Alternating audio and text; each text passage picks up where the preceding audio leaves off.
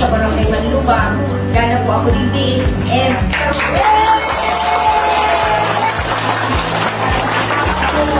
para makikita po nito ako bilang municipal councilor.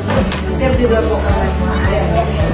Tawan ko lang po kamulitin na idea kung tano po is po ulit ng increasing school supply na tinatao po sa mga kaakian bago magkalasingan.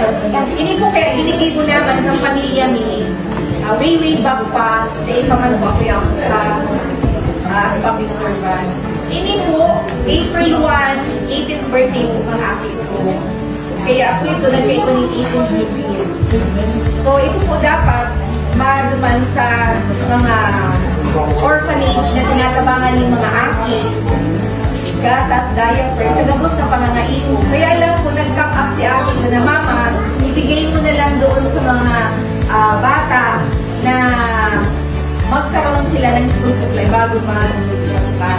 Kaya po, sa 46 na barangay, ang napili ni is Barangay Manlubang.